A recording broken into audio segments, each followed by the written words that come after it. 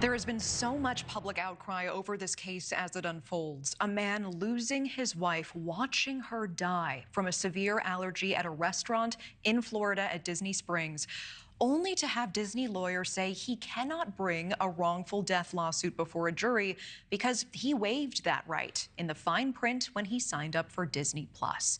Now, Disney initially arguing that the husband could not sue because of signing up for that 1-month trial subscription of Disney Plus in 2019, also signing up for an account on Disney's website where he got the tickets for this visit. The House of Mouse now changing their tune and allowing this lawsuit to move forward. Well, NewsNation taking a closer look because Disney is not the only corporation facing backlash for these legal tactics. We covered a case involving an American Airlines flight attendant who allegedly taped his phone to a toilet seat to film passengers, including a 9-year-old girl. The airline's legal team initially arguing that child should have noticed the camera. But after public outcry, the airline fired the law firm.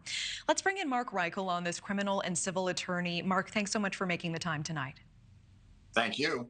Mark, I know that we were discussing the Disney Plus case before. What ultimately happened here? Did Disney lawyers have a leg to stand on, or did Disney ultimately bow to public pressure? Look, their lawyers threw everything at it, like they say, everything but the kitchen sink and so forth, everything against the wall and see what sticks. And that was terrible, terrible public relations and terrible way to litigate. I think every court that's ever looked at these infinity arbitration agreements has struck them down.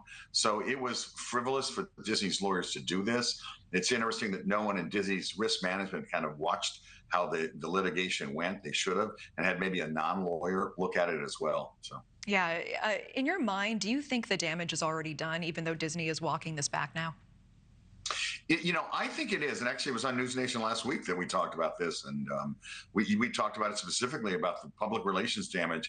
I think it's a little too late. I mean, I think the first thing people heard was they were doing this. And also, interestingly enough, they haven't said they're not going to do it in the future. They're just not going to do it in this case.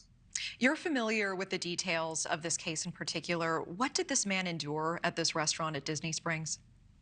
Well, first of all, the restaurant advertised that it was allergen free. They solicited, they brought them in on this premise, on this promise. There's no more sacred promise than, this is not going to cause you to go into this shock and die. They repeatedly asked the server, the managers, everyone to make sure they were getting, food that would not cause this death. And there's the family at a theme park. Shortly thereafter, she dies in a horrible fashion. So this is a really bad thing for Disney. Yeah, and it's concerning what you just said. They haven't promised that they wouldn't try a defense like this again. Disney, not the only corporation whose lawyers are pushing back in this manner. And we were just talking about this, American Airlines taking a similar stance in a legal case.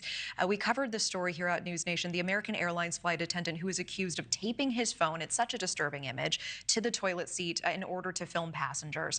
And their legal team initially argued that the 9-year-old girl, one of the girls involved in this, should have noticed the camera, sort of this was on her.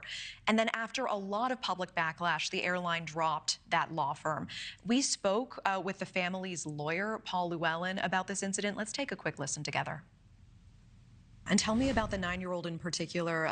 She is suffering, you said, PTSD, nightmares, anxiety after this happened? That's right. For example, now she won't use a public bathroom without her mother going in first, checking the bathroom. And the fact is, we don't know what happened to these pictures. We may never know. These could be out there on the dark web. This poor girl, for the rest of her life, has the prospect that there are these intimate pictures of her out there.